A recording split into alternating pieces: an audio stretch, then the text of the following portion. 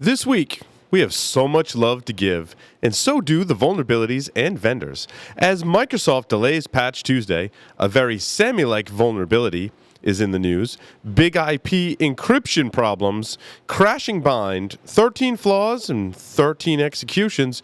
WordPress continues to fail at failing. A university catches some fishy attacks against IoT as attackers trout some serious DOS skills. Oh, did I say trout? I meant tout. And ransomware that makes you do horrible things. Jason Wood joins us for some expert commentary using IBM's Watson for some interesting applications. All that and more on this edition of Hack Naked News.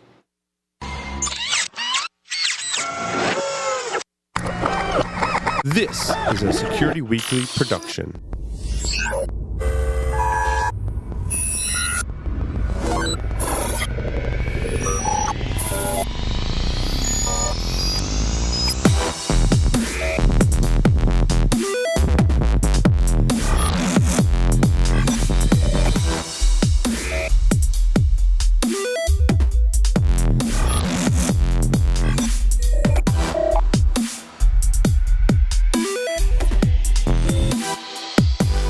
This episode of Hack Naked News is brought to you by IT Pro TV, an easy, entertaining approach to online IT training. Access over 2,000 hours of up-to-date, high-quality video content live and on demand via Chromecast, Roku, Amazon Fire TV, Apple TV, PC, or your mobile device. IT Pro TV's premium membership grants access to all courses, transcripts, virtual machine labs, and transcender practice exams. Corporate and group pricing are available. For a free 7-day trial and 30% off the life of your account, visit itpro.tv/hacknaked and use the code HN30. Do you have a website, an external presence, employees, an office? Any of these can be compromised and attacked. How are you defending these assets? Have you penetration tested them? Start 2017 by taking a proactive approach to your vulnerable areas. Black Hills Information Security has been helping companies find their weaknesses since 2008.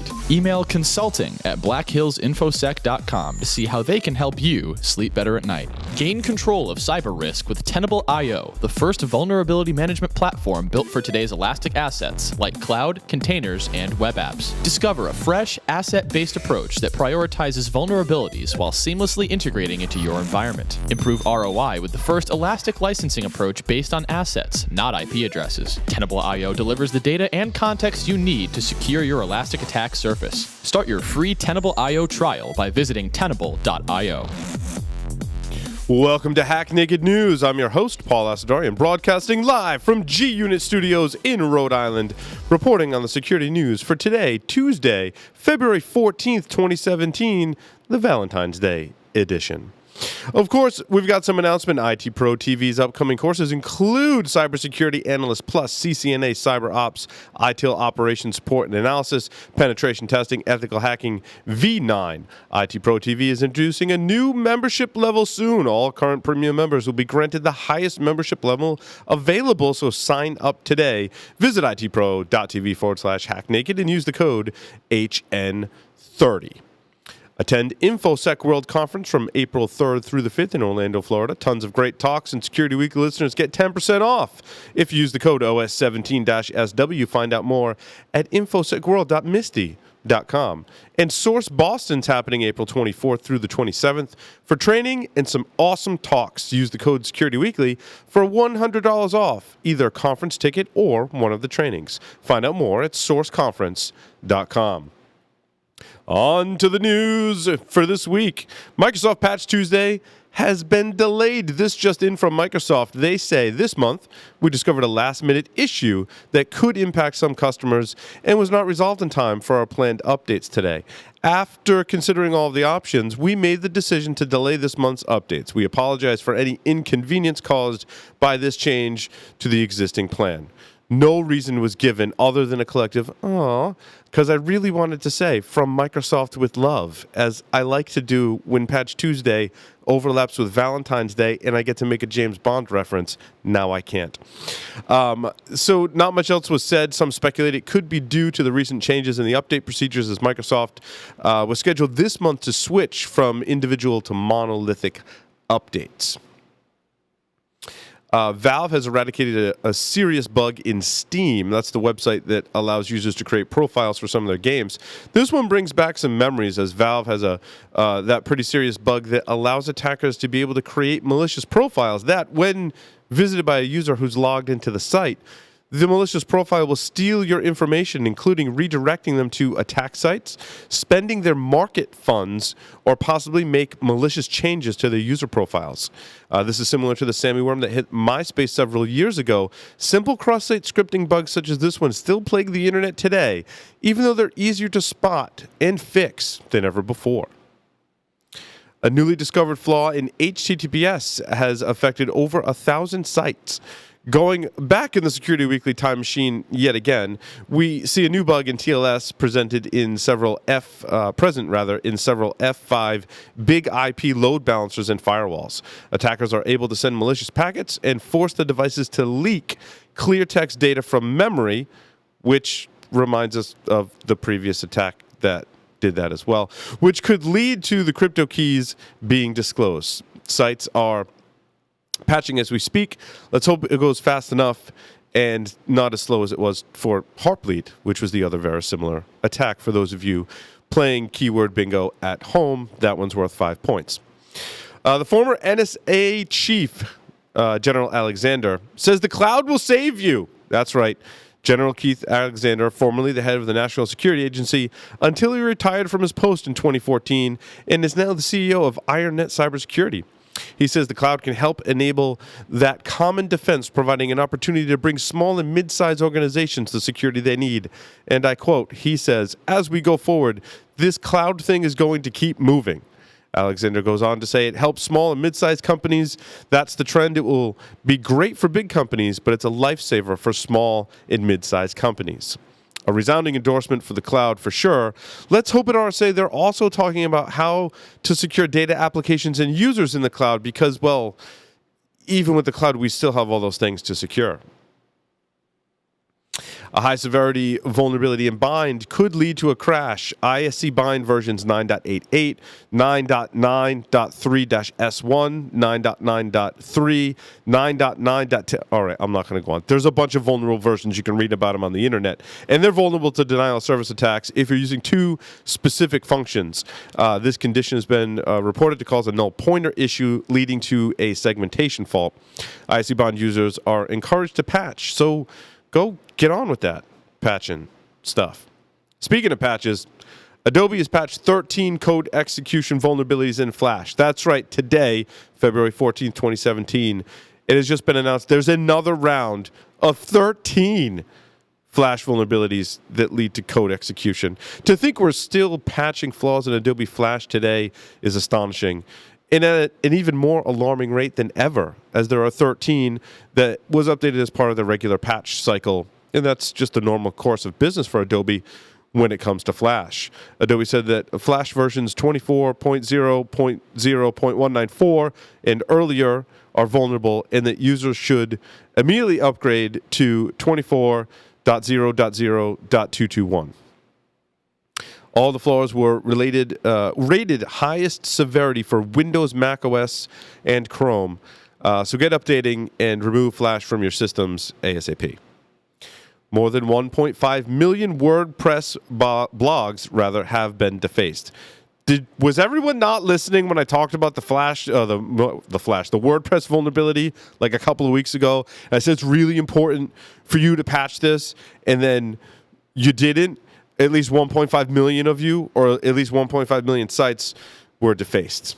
The fix has been out for a couple of weeks, and obviously lots of people need to start listening and paying attention to the show because you didn't put the patches in. Can WordPress just please put some auto updates out there? I mean, it would break stuff, but it would make the internet a safer place. Not as fun for attackers, but safer. So hopefully they learn as their websites were defaced. A university's IoT network was turned against them. That's right. 5,000 IoT devices at an undisclosed university were instructed to make tons of DNS requests, resulting in an internet outage on the university network. The DNS requests were all, get this, looking up domain names for seafood restaurants. I'm not joking. It was actually seafood restaurants. And while this may sound a bit fishy, It was reported in a 2017 DBIR digest. This may well be the first case of an organization's own devices being turned against them. The takeaway from this story is to be certain that IoT devices are locked down, as attackers will use them to scale attacks and cause disruptions on your network. Get it? Get it, Jason? Scale. Fish scale. Our last story, a new annoying ransomware has been discovered on the internet. It's bad when you get ransomware, but imagine if you were forced to fill out a survey. The horror that would ensue. Recently discovered ransomware does just that. Let's hope this one doesn't get out into the wild. On to our expert commentary with Jason Wood from Paladin Security. But first, a word from our sponsors.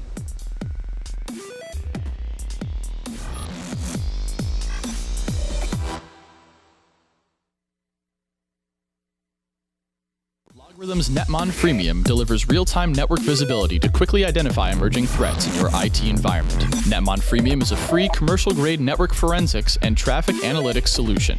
You can use Netmon Freemium's powerful capabilities to search against all of observed network traffic, identify abnormal traffic patterns and application usage, and quickly analyze full packet captures. Take the first step towards real-time network visibility. Visit LogRhythm.com/freemium to learn more and download it today.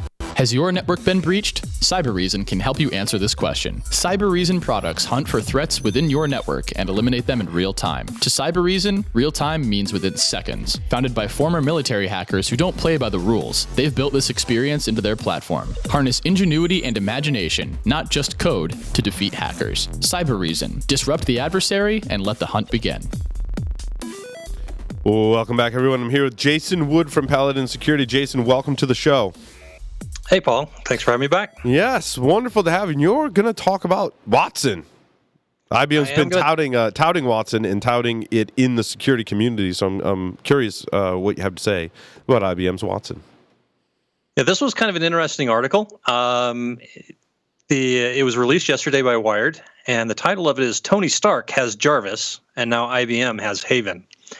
And I had never heard of Haven before, so you start looking at this and you found out that this was actually a father and son project that got started back in October of 2016. Mike Spicek, a IBM master inventor, which has got to be the coolest title I've ever heard of. Coolest job ever, right? Yeah. Was sitting down in his basement working one weekend, and his 11-year-old son, Evan, comes in, and Mike is showing him IBM's virtual security assistant that allows you to chat. It's chatbot, basically, to pull information related to security out of Watson. And so he was showing Evan this, and Evan, with all of the creativity of an 11-year-old, looks at it and says, "Well, that's nice, Dad, but why all the typing? Why can't we just talk to this thing?" And, growing up, I guess, with Siri and Alexa and whatever else. So Dad and son start messing around. They get a hold of a Raspberry Pi, a cheap little touchscreen. And within an hour of getting going with this bit of hardware, they were talking to the back end of Watson and pulling out security data from IBM's security assistant. So there's a couple reasons why I thought this was really interesting. One was just how this got tossed together. Father and son are just sitting here toying around, and very quickly they build on existing APIs and get access now to a supercomputer that's been set up and has some recipes for pulling out security information from Watson. One of the things did he strap the Raspberry Pi like to the middle of his chest and make it glow? Because that would have been really cool. That would have been cool, but it didn't quite. It's just it actually just looks like a tablet sitting here on their desk. Mm-hmm. And the funny thing was Mike said after they first built it, he says it was kind of a neat little gadget, right? But he found himself talking to this thing more and more throughout the day, and he actually built an avatar for it that was kind of based on Watson because it felt weird talking to just a computer out there with nothing to look at. So he's been working on this for a little bit. Finally, after a few weeks of working on it with his son, it got to the point that he decided to show it off to other folks at IBM, and apparently this has taken off. They have hooked it up now to BigFix to pull out security data from monitoring systems and things like that. And now analysts inside of IBM's X-Force command centers are starting to use this. Wow, that's pretty cool. I bet you it still won't open the pod bay doors, though. It probably will not. But I thought it was just kind of snazzy. They still don't really know where this is going to go. But one of the problems that IBM commented on is that analysts have a ton of data to sort through. Some of these tasks, they don't take forever. But you're just going to spend 5-10 minutes working on it. And would it be faster to just ask a question verbally and get a response back? And now you have. What's wild about this is, you're hooked into a supercomputer. And I thought at first, well, that's nice. You work at IBM. You have access to Watson. And then I looked around online and I found out, oh, no there's an API out there. It's like we all have access to it. Yeah, it's like an open, I don't know if it's open source, but it's like an open kind of thing. Anyone can hook into it. But I think I don't know how much of a reality it is today or how applicable it is, but you can imagine a time where you walk into your office as a security analyst, security engineer, and you're like, hey, whatever you're going to call your interface to your supercomputer, right? I don't want to say any of the keywords, but, like, hey, Sally, good morning, Sally. I would probably give it a woman's name and say, good morning, Sally. How are my patches doing out on the network? And Sally would probably come back and say, sorry, Paul, you're really screwed today.